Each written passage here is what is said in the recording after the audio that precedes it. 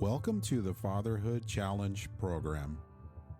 The Fatherhood Challenge is a movement to awaken and inspire fathers everywhere to take great pride in their role and to challenge society to understand how important fathers are to the stability of an environment and culture.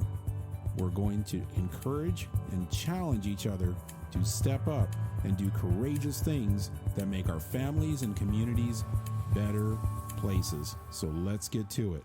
Greetings, everyone. Thank you so much for joining me. It's always good to have you with me. My guest is Royal Bradley, and I brought him on because he's had a very extensive military career.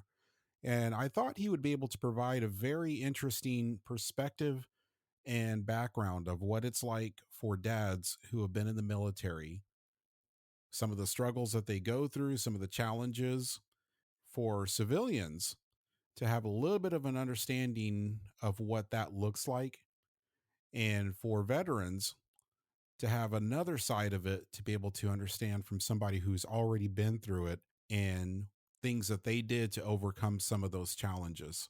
So, Royal, thank you so much for being with us. Not a problem. Appreciate So, your invite.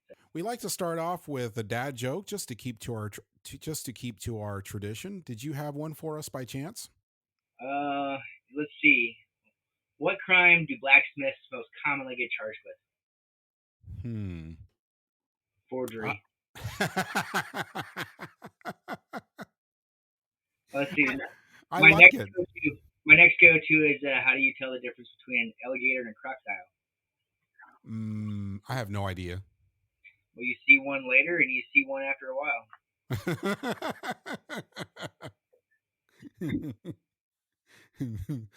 I say that to our boys all the time. They go out the door or whatever, and I'll say, "In a wild crocodile." They Yep. love it. Gets them laughing every time. Okay, so let's get into some really deep questions and let's start with your military career. Tell me about your military career, why you went in it, and some of the accomplishments during your time in the service. Okay, so I had a very interesting path into my military service. Uh, I think I seen the movie Top Gun and always wanted to join after that. And I know Top Gun 2 is coming out here shortly. But it was really probably the kicker. But I tore my ACL in sports when I was 14, and the military, any military branch, had a moratorium of 10 years on getting in after that kind of surgery, the ACL reconstruction. So I tried to sign up probably 7, 8 times, and I believe it was on my ninth time uh, that I got in, and that was post 9/11.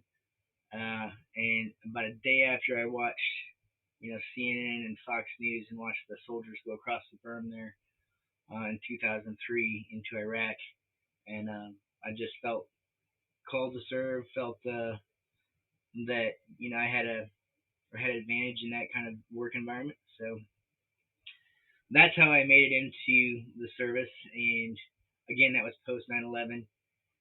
I would have loved to have gone in a lot earlier, but the that wasn't in the stars for me. And then some of my accomplishments, I would guess probably my first accomplishment was making it through basic training because I went in. You wouldn't think so, but I went in a little older. I turned 26 in basic training, and so I was the oldest person I believe in my basic training platoon. Um, and 26 is not very old, but there's a reason why they try to get 18 and 20-year-olds in there. It is rigorous. So that was my first accomplishment. And then after that, probably due to my 5 or 6 years of real life work environment experience, I just they couldn't promote me fast enough. I was squared away, and my confidence level was up there. And basically, they promoted me as fast as the military regulations would allow for the Army. So those progressive promotions were probably a great accomplishment. And then, I got to deploy with Easy Company in the second 506th, once to Iraq for a year, and then twice to Afghanistan. And I got to serve my country there.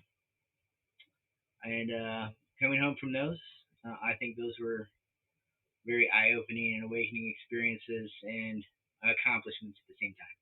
That's amazing. That's a very, very impressive career. What was the transition like for you when you left and got into civilian life? I guess it's easier for some people when they expect it, but mine wasn't really a choice on my part. I was medically separated due to an injury that I had sustained several years before in an IED explosion. I just couldn't do push-ups, and that was a requirement to maintain physical fitness in the military. So I got separated, and I had about 3 months basically to get my things in order and hit the civilian workforce. the the military at the time, it was 2014. They were really ramping up a lot of their services when it comes to getting veterans employed. I got help with resumes, uh, went to some job fairs, uh, but ultimately I ended up gaining a job through connections and networks with a startup medical device company in California, and that needed project management and operational management skills, which I attained quite a bit in the last several years of my military experience. So, and then basically from there, kind of grew in love with the startup environment, and now I kind of specialize in getting companies off the ground and profitable from a very early stage. Did you become a father during the time that you were in the military, or did that happen afterwards? I have 4 children, so I'm going to have to answer yes to both of those, right? I had my first daughter uh, probably 11 months before I joined the military. So when I went off to basic training, my wife had an 11-month old, and it's ironic because that's one of the things that actually stick out about my service. Due to my deployments, um, obviously I missed my first daughter's first birthday when I was in basic training, and then my deployments, I missed my second daughter's first birthday and my son's first birthday. It wasn't until I was on kind of a military training organization here at Fort Hood, Texas, that I was able to actually celebrate my fourth daughter's first birthday with her, and it was really really nice. How did being a dad impact you personally, not just from a military standpoint, but also from a civilian standpoint? I think from a civilian standpoint, and this has been a bonus throughout my military career and my civilian career, is I'm always a perfectionist, right? And being that way, I feel like just since my first daughter was born, I've always been behind the curve. I've never been 100% ready, right? And you know, you hear this commonly especially when it comes to finances. If you wait until you're ready to have a kid, you'll never have a child. I've heard that so many times. So I just jumped right in. Just jumped right in. Always been behind the curve. Never, I guess always struggling to meet my own expectations. Um, and it kind of a self assessment would be maybe I'm in the 80-90% percentile of meeting my goals as a father. But I'm always, I'm just like everybody else. I'm just not perfect. So as much as I wish I were, from a military perspective, I want to get into this a little bit later. But from a military perspective, it really made me cherish the times that I did get to spend with family and with my children, and it allowed me to kind of back off from some of the I'll call them luxuries that people seem to think they need to be able to enjoy family and friends and children. And some of these luxuries are like vacations and nice homes with sidewalks and all this other stuff, right? When you're an E3, E4, E5 in the military, you you are not making a lot of money even with your housing stipend. You're well below your peers in the civilian world. So just basically learned, through by utilizing my family and enjoying my family more, and also the deep friendship and connections I had with my brothers in arms, and kind of utilizing them and their network of friends and family. We could really kind of enjoy, just squeeze a lot of enjoyment out of life, without a trip to Disney World or, you know, um, the Eiffel Tower or anything like that. Don't get me wrong; those things are great, and families super enjoy them too. I'm just saying, from a military perspective and fatherhood, uh, that was probably something I had no choice but to focus on if I wanted to squeeze that extra ounce of family time in with my children and wife. Do you feel that there's a big difference between how military dads and civilian dads connect with their kids? Not just physically, but even emotionally too. And if so, what's the difference? I don't know how big of a difference it is. It's definitely two different perspectives, right? Uh, there's just some aspects of having a military career that are missing from a civilian career, and most of those aspects are probably not positive. They're being stationed away for temporary duty or deployments or rotations to training locations that are away from your family, schools, stuff like that. And then you're always in the military on the back of your mind. It's always a possibility that you don't come home from something somewhere sometime, and they really drive that in because they're good on the benefits and keeping up with that. And every time you go anywhere, you make sure that you have a will and your power of attorneys are all squared away, and you got to go through this big long checklist. They don't just let you walk out on your family. Generally speaking, your chain of command is responsible for making sure that you take care of your family at home, and it's not a problem for a lot of people, but it always keeps things of a negative nature close to your heart when it comes to your future with your family. Does that make sense? That does make sense. And a lot of what I'm hearing from you is that you were very deliberate, very purposeful in making sure that your family was taken care of. I mean, there's things and there's circumstances that come up, such as a deployment. I mean, that's not really within your control. And this is just one of those things that we call life. And in the military world, this is your job. This is your responsibility.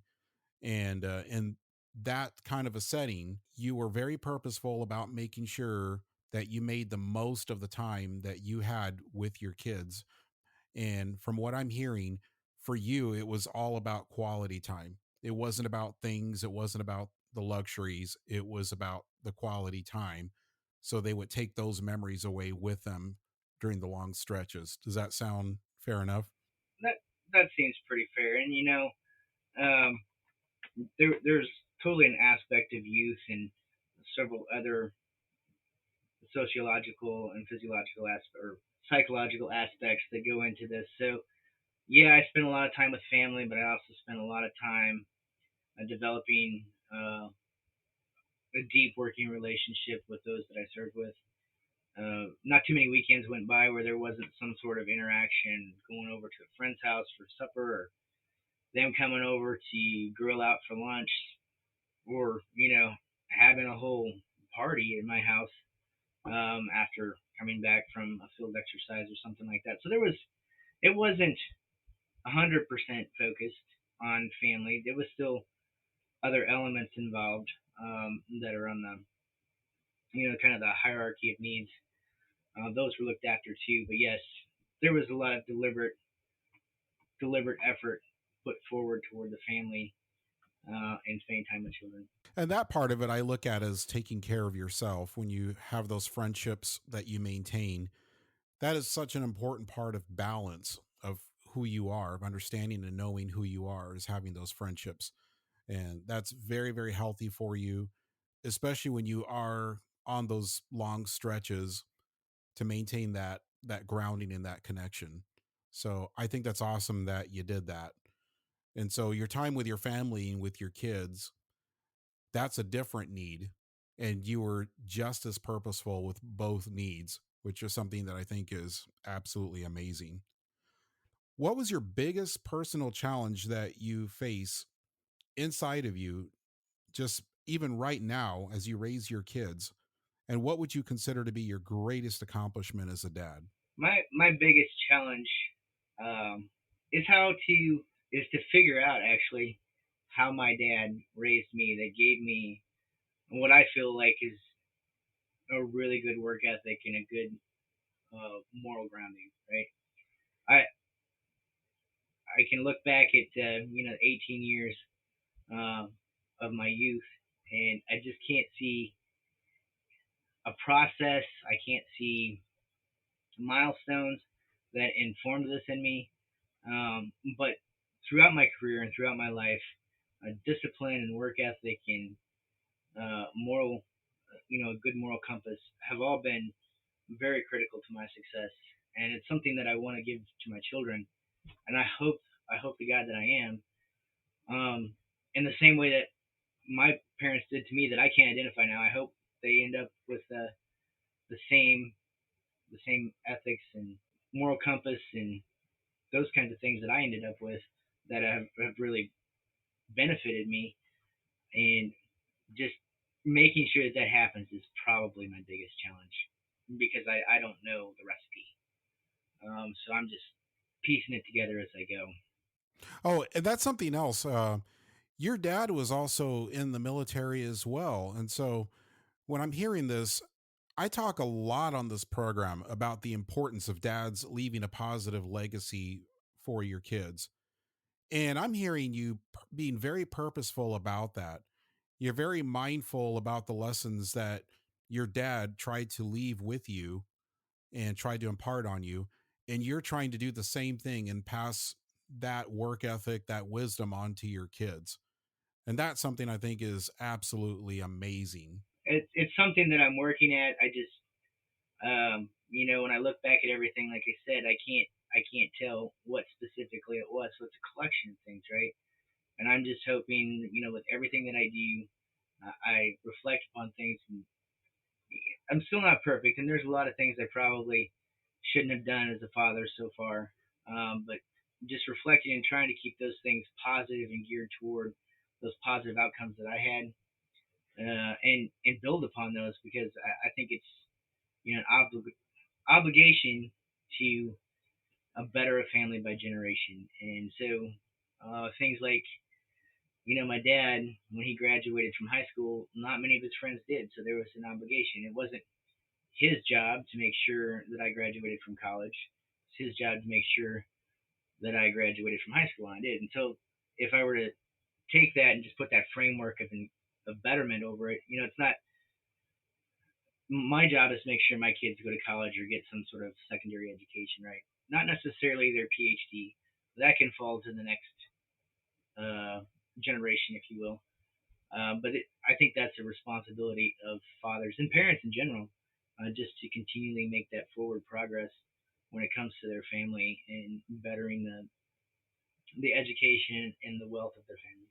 Scripture talks about leaving an inheritance, and that is the word I hear the most and throughout most translations is leaving an inheritance. I used to read that and always interpret that as a financial or as an asset inheritance or interpretation of inheritance. It was an asset, it was something tangible, it was something physical, or it was something monetary. And I recently discovered that's not really what it's talking about. It's talking about things like values. That's what I hear you trying to do. And it's a progress thing. It's you kind of figure it out as you go along. There's no exact manual that tells you day to day checklist how you do this. You're just figuring out as you go along. And that's the wisdom of God just working through you as you're trying to figure this out, pointing things out to you. But Yeah, it's it's it's very specific too, right? It's specific to the individual because there's a lot of individuals, and I know some of them, having served with them, being friends with people now. If it might be that your father was just never there, and the way you better your family and your children's future is that you are there, even if there's a divorce, even if there's distance, or even if the parents stay together, you are there for your child. And there's no more expectations than just simply that. Just better move, always moving forward, right? Bingo. You hit it right on the head. Because this whole conversation is one application of something we've talked about a lot, which is being present. That's just the military's one lens to it. I recently had a discussion with another dad, and his lens was divorce.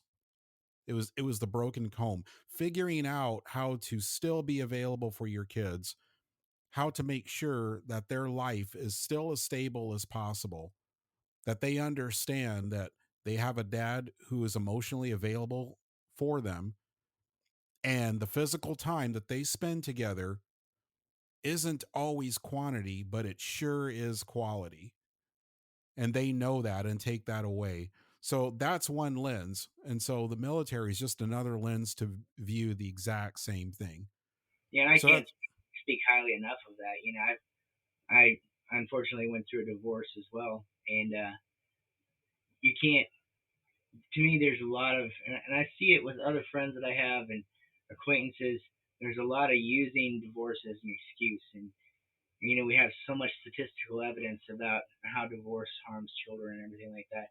But it doesn't have to be that way. If you're disciplined and you're motivated, you don't have to use those kinds of circumstances, primarily divorce, as an excuse. Well, my child is already X amount of percent likely to not pass high school or whatever because we're divorced. That's just not an option if you were, in fact, trying to always keep your family and your children moving in the right direction. that is absolutely true. And that's just it. I say no excuses. And a lot of the people that I've talked to have had the same mindset. My previous guests have had the same mindset. You certainly have the same mindset. And I think it's amazing that you've had those two things. Yes, you've had the divorce and you've had the time away from military service. And you still were very purposeful in both of those circumstances. And so that sends a clear message to every dad listening that there absolutely are no excuses. Absolutely none. Your kids are there. They are looking to you. They need that time with you. They crave and they want that time with you. And so you make every single effort you can to remove every obstacle out of the way. And Royal, you are a living testimony and example to that. And so I think that's really, really awesome. Yeah, and I just want to clarify for your listeners that there's no excuses, but I think that sometimes there are constraints. You know, maybe your job only gives you enough money to visit your kids 4 times a year. If that's all the money it gives you, and you're doing that, and you're having those precious moments during those 4 visits, just because of, let's say, you live in New York and your spouse lives in California, that's something you might run into, and that's not an excuse. That's just a constraint. You can still leverage your assets and your work ethic to maybe get there 2 4 times a year and still be involved in that child's life. It's still better than not being there, right? And of course, stamps have always been, they're less affordable these days, but they're still affordable. You can send cards and make phone calls these days, so you can still be in your kid's life. So there's no excuses. There are constraints, but those are just obstacles. They're just barriers to success that you just got to overcome. Thank you for bringing that up because that's true. There are things out of your control. And when that happens, it becomes all about the quality of that time. You take advantage of the times that you do have. And in those times, you are making sure that your kids are number one in the quality time that you have with them, that you make every single second count. And that is that is doing your best. That is being 100% there and being present within the circumstances that life has given you. And so I'm really glad you said that because yeah, you can't, I mean, life is life and you can't just always be there 100% of the time. That's not realistic for a lot of scenarios. So, um just take advantage of the time that you do have, those moments you do have, and make the most of those. So I like to conclude with some wisdom and some advice and a challenge for dads that are listening out there. What is your greatest challenge to military dads listening? And what is your challenge to civilian dads? One of the benefits of serving in the military is usually it comes with a lot of purpose, right? You serve in the military because you identify maybe you can take care of your family, make sure your family's safe, and it also provides a paycheck. So there's a lot of purpose in there, and it's usually being a cog of a big machine that protects your loved ones and makes your country better.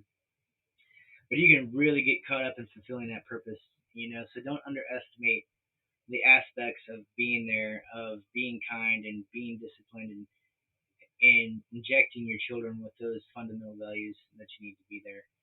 That you have to be there to actually get into them, right? And that would be my challenge to military fathers, because I know how easy it is to get caught up in the purpose, right? For civilian fathers, I would say take a playbook from a military dad. Um, Scroll through your phone and look at pictures of you, right? And try to pick a picture of you that you would want to have next to your casket, or think about what songs you want played at your funeral. And when you do that, you kind of, oh my gosh, this is a little bit more serious, And there's a song out there, uh, "Live Like You Were Dying," right? And uh, that's really kind of surface level stuff when you're in the military, especially for those involved with combat operations. So take a page from the playbook of the military dad, and just kind of go through and plan out your legacy, and plan out what you want your children to come away with, and try telling yourself, if you think you don't have time for something, instead of saying you don't have time for it, say it doesn't matter, right? If you don't feel comfortable saying it doesn't matter, and you put that through the lens of you've just designed and choreographed your own funeral, if that doesn't feel comfortable to you, then it really matters, and that's where you need to be focusing. That's powerful. It goes back to, what do you want your kids to remember about you? Because even those small moments when you're just tired and you want to go do something else, and your kids want to go do something with you, and that time that you sacrificed to go do something with them is something that they will remember long into adulthood, and will make a powerful difference in that connection and bond and their sense of stability and well-being. Royal, that is all the time that we have. I am so thankful that you came on to give us this perspective and to share your experience with us, and give us some very good wisdom. So thank you so much for coming on here. No problem. Thank you for having me. If you enjoyed this episode, you can find this one and catch up on others you missed at thefatherhoodchallenge.com. That's thefatherhoodchallenge.com. You can also find and listen to the Fatherhood Challenge on your favorite podcast app.